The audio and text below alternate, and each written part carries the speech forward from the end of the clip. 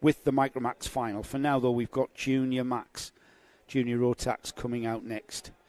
And we saw a great battle for final honours in the second of our super heats, where Charlie Very took a very, very strong win from the Cato Motorsport team. We have got Kasper Tomilewski from Cato Motorsport, will start, unsurprisingly, on the front row of the grid, on pole position, with Charlie Very from ST. He's on second. Brith Murdoch from Cato will start third, and then X-Kart's James Kell starting fourth. Jack Robinson will be fifth, with Andrew Dixon from X-Kart in sixth place. Seventh place, and on the fourth row of the grid, is Leon Barlow. He's also an X-Kart driver. Addison Smith down as a privateer.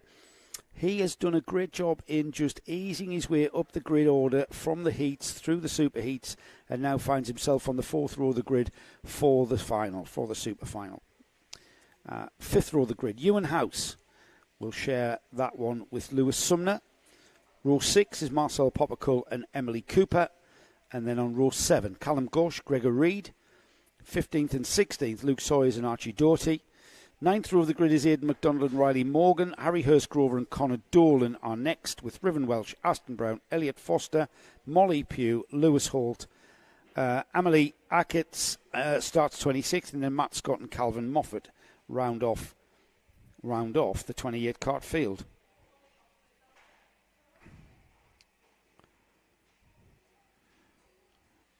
So,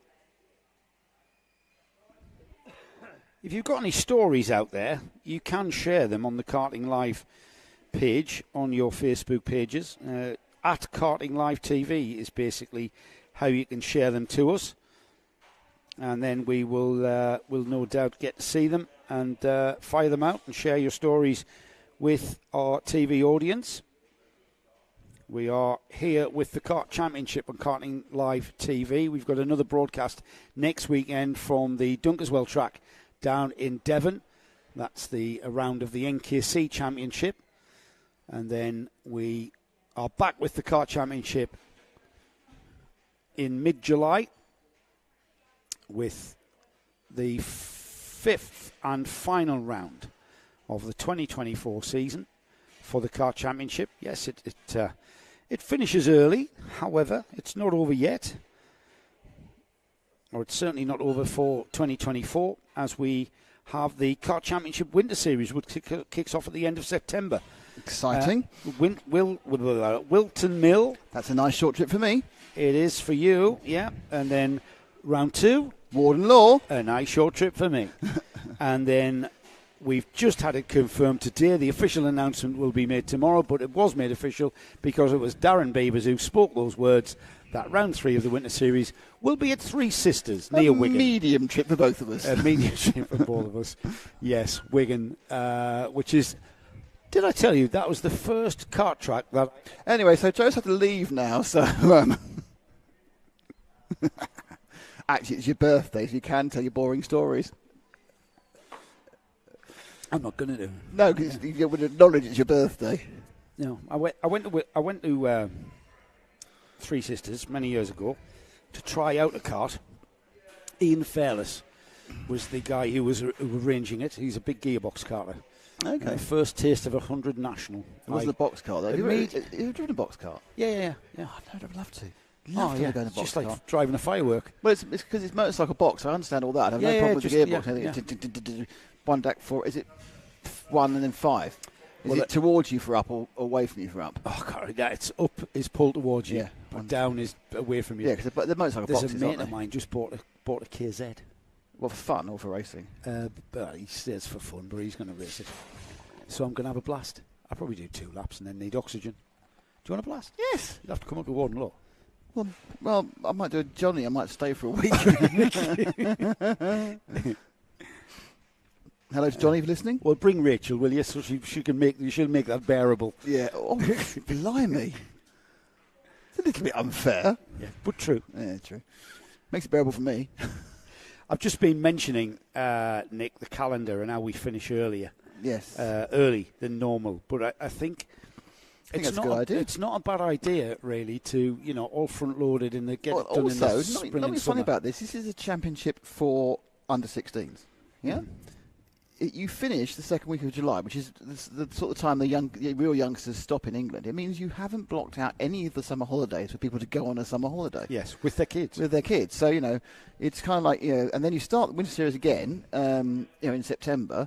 So when the kids go back to school. Yeah, and the first 2 rounds, the weather will be absolutely fine. It's a bit of a toss-up for the final round in December. The first 2 rounds, you'll get good weather, or as good as you can get in this country.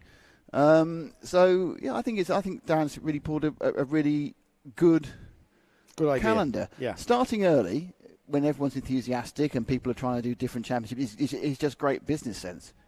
Yeah, I think so. And then you have a championship which is decided. People can say, right, and you've got people here who will decide, I'm a junior primo. Am I going to go in junior Rotax, even though I might not quite be the right, might be a bit young, or am I going to go from into me to into? Yeah, that sort of stuff. And you can move up the classes in the Winter Series. What are you doing? I'm just laughing at my sister's post.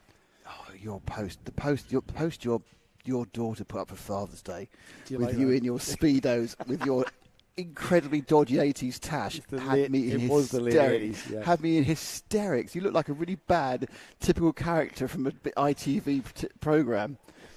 Yeah. Oddly, not the policeman, the ne'er-do-well you look like. Ne'er-do-well. Yeah. We've gone through the grid. I'm not sure what were those Speedos about, by the way? Why were you budgie smuggling in the 80s? It was the 80s, that's why. What do you mean, why? Everybody wore them. I didn't. Lunatic. I didn't. Well, there's a reason why you didn't wear them, Nick. Yes, there is a reason. Do I need to tell you? Yes, you do, because it's called having some style. Also, not being continental. It's when you see those guys who... Mate, I was at that was taken in the Crowtree Leisure Centre. In the centre of Sunderland City. Brilliant. It wasn't anywhere exotic. It's when you be on the beach and you've got these 60-year-old Greek guys who've got these massive paunches, and then underneath these tiny budgie smugglers going, I really hope you're wearing something. I really hope you're wearing something. I was holding both my daughters in my arms. I saw that. It was pretty sweet. Yes, that part of it was quite sweet. The other part of it was like... 3 or 4, and the other one was like 18 months too. Anyways, enough of me. It's a beautiful day out there at Rowrah. Just look at those that fan base. The crowd there. We could probably get a Mexican wave going out of that lot. They don't look too engaged at the moment. Left to right. Hello, crowd. Can you hear us? There's some very good sun hats out there. Are there any speakers needed. Pointing that way, though, is the question. I have no idea. If you're leaning against a fence, you can hear us wave. I see Lester, our cameraman, has gone for a long sleeve strategy. Yeah. Lester's gone for the long sleeve strategy. By the way, if you are watching some of these kind of beauty shots and you suddenly see a huge amount of smoke in front of the camera, that's not something catching fire. That's our cameraman vaping. Is that right? Yes. It looks like there's a wild barbecue somewhere, but it's actually Martin having a vape and it's kind of blowing across the front of the screen. There's the paddock here. Hello, paddock. Wave to us, paddock. Give us a wave if you're in the... Absolutely nothing. On the new... There's some vape there. Did you see the vape smoke there? Yeah, I did. On the new viewing terrace there. Comrie viewing terrace with... they can definitely hear you on the viewing terrace. I can hear you out the back. Yeah. Joe Bradley is speaking on the viewing terrace. I could turn it right up again. That would kind of deafen everybody. No. I'm sure people want us. Well, I think Malcolm was saying apparently you're supposed to do some sort of sound check to make sure you're not deafening the people in the pits. He said what, sorry? He was supposed to do some sort of sound check beforehand, like with a decibel meter, to make sure it's not too loud in the pits. And has he? No, I think we were supposed to do it on Saturday. We were supposed to. I don't know. Just that Dan asked us to do it, so we did it. No, I mean the sound check. I don't know. Nowhere in the country has anyone suggested we do a sound check with a decibel meter. I don't know. Malcolm might have said that, but nowhere else have we been ever asked to do a decibel check. I think obviously in the past there's been something too loud, and admittedly when we started this today we were too loud, so I turned it down again. Well, yeah, but you went out and listened and turned it down, and went out and listened and turned it down. That's the magic of me. Yes, that's by ear, not I don't need a decibel meter. But no, I suppose there's an argument. You need a actual definitive number, don't you? No. Is it comfortable for everyone? Yeah, I suppose so.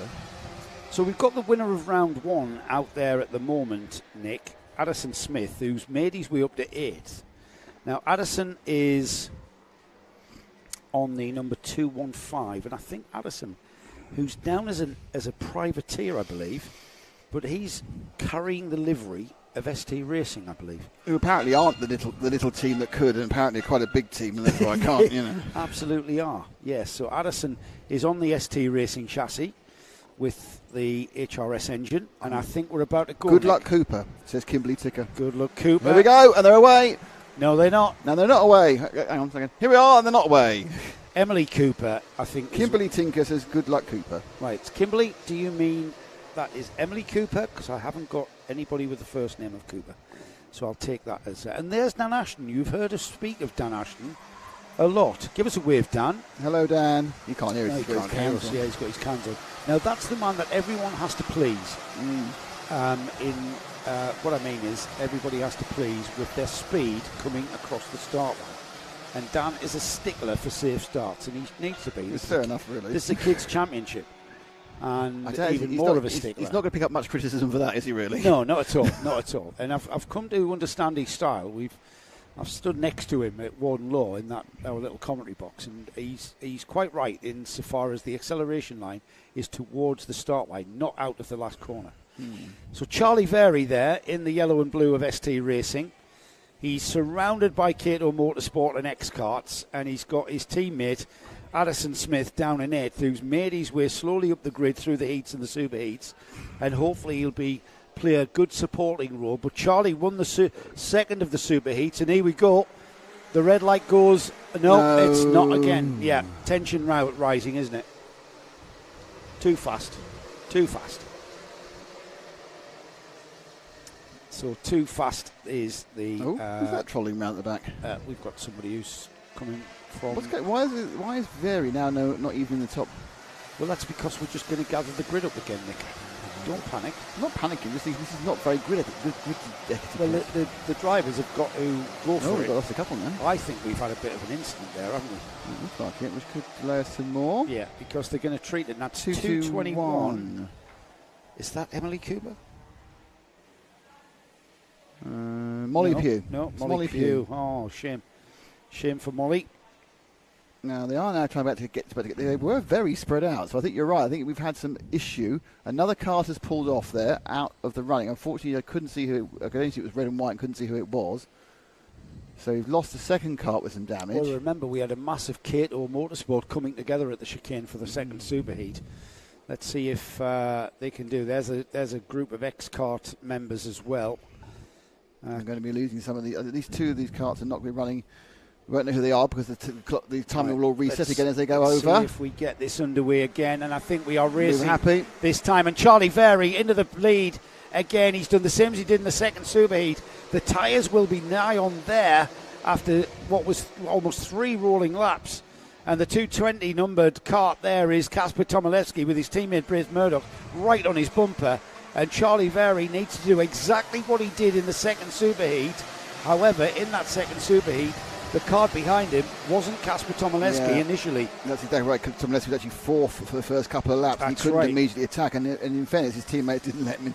He didn't give him a half an inch. Now he's already trying to get the move now up through St John's. He's got it in the lead now. He's got it. Get it. I was just wondering there with the 2-1-4 if Braith Murdoch was going to get past Very as well. But I think what happened is Tomilewski has decided, look, hang on a second, I know what happened in that last superheat. I couldn't catch Very once he got ahead. I need to get out. I need to get ahead. I need to break away. And then I got a chance of winning, and it's probably going to work because he does seem to have a bit of extra pace early on. Now, Very now is under pressure from the other X-Kart, KS, who is it again? KSM? Go out and come in again. Right. Charlie Very is under pressure from the other KMS. Cato Motorsport. Cato Motorsport. As in Cato, the assistant Not to now, the Pink Cato. Panther. Not now, Cato. Yeah. Pink Panther? Yes. Is that what it's for? No. Could it be? No. Might be a man who's a fan of Peter Sellers. I'll tell you what I'm noticing. I'm noticing Charlie Very's kart is not under him yet. It might be getting towards that now, but he's been struggling for grip. Is that low tyre pressure waiting to come up? Yeah, just waiting for the tyres to come in. And he was he was having to be really forceful with the steering to get it to turn, and then the rear end was just slopping around underneath him. It seems to be getting a little bit more sedate through the corner, a little bit more smoothness from Charlie, which the kart's allowing him to do. He's got plenty of grip now as he lifts that rear axle. Just gapping the 14 as well. He is. Both Murdoch. Yeah, the 214, yeah. Yeah, I mean, I think you're right. I mean, he made the break. He was overtaken relatively easy by the drive, which Casper got down this straight into St John's. Now he's back on the tail again, as there's a battle there between the teammates of both of the drivers. Yeah, Jack Robinson and Addison Smith there. Another Cato Motorsport driver and ST Racing. Now, Addison Smith was our championship leader coming into this round. I'm pretty sure he's lost that lead to Kasper Tomaszewski after the heats and the super heats. However, he's now featuring. I'm pretty sure he's already decided this is his drop round. Yeah, he's took his time. Behind him is the X-Kart.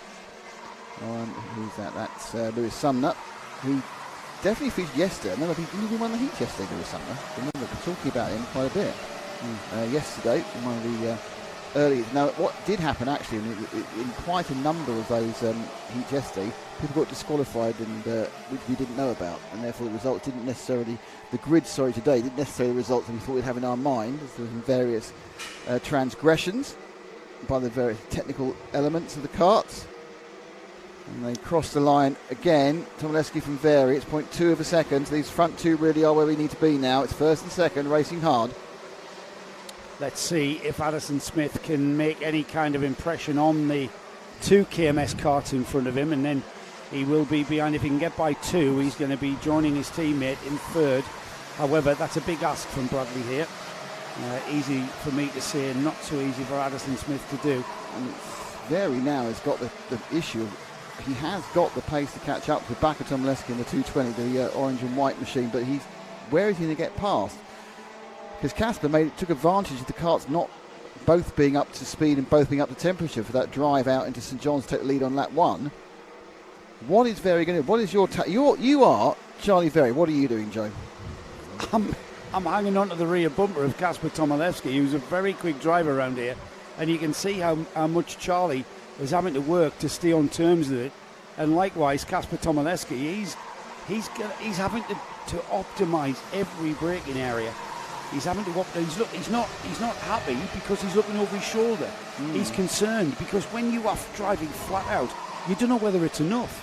Yeah. And the only thing that tells you it's enough is where you are. And if you can stay ahead of the car behind you, and he's under pressure now because Vary is right on his bumper. Vary's really good through the right-hander and the left there at St John's and Sunny, and he's equally good through there. But so is Tomaszewski through Paddock.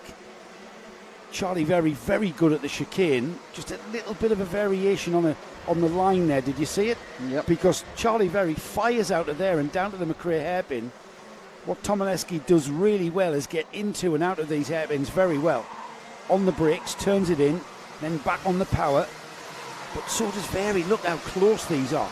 And we have just clicked by half distance. Yeah, there's going to be a lot of pressure on both these drivers to try and mentally work out how to win this race. It's not just, Joe's saying just go as fast as you can, but that's not quite how it works. And now here try and reverse it up the into Johnson. Look at that. Something bang and through from Vary. I said that Vary was really good through St John's and Sunny, and this is where he's got his kart working now.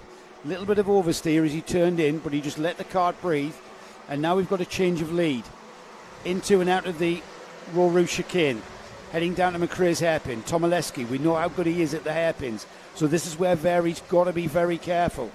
It's a bit early to be defending, but he just leaves that last moment before he moves left.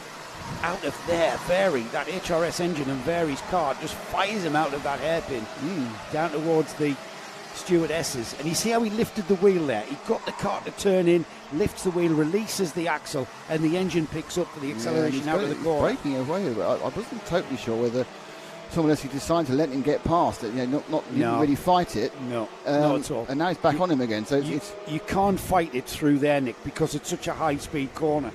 You've got to give room. Once you've got somebody down your inside, and I think Vary might have lost out a little bit coming out of the chicane there because he got really sideways. So remember, if you work the tyres too hard, they could overheat. So you've got a little bit, I'm not going to say tyre management because it's not. Something flew off there. I'm not sure what that was. Just look at the front of Tomaszewski's car. I just wonder where he might have a nose penalty. It looks very low compared to the other teammates' cars. It could be an optical illusion. You're right. It seems low, and the others are not quite as low, but it might just be aerodynamic. They're running them really low here. And I can't think how he got it, because he was basically he hasn't touched front, wasn't he? He hasn't touched anybody, so it must just be an optical illusion. Here they go though. Charlie Very still leading. Tomaszewski second. Braith Murdoch, we've mentioned him for a little while. He's third.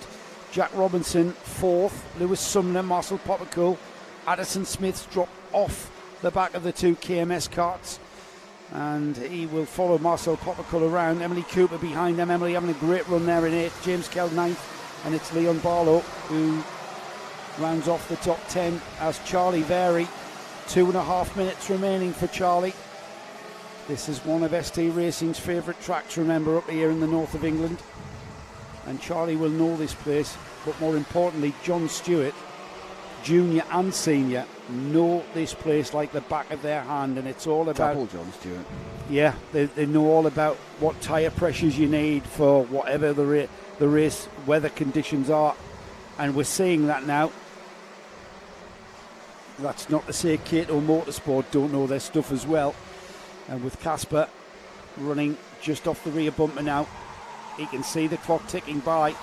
He might be lining Charlie up. He's weighing up where Charlie's weaknesses are, if there are any. Casper's just making a note mentally of where they are, and he knows where his car is performing in comparison to Charlie Very, and that's basically what you spend a few laps doing. What the disappointment is when you run out of time to apply what you've learned.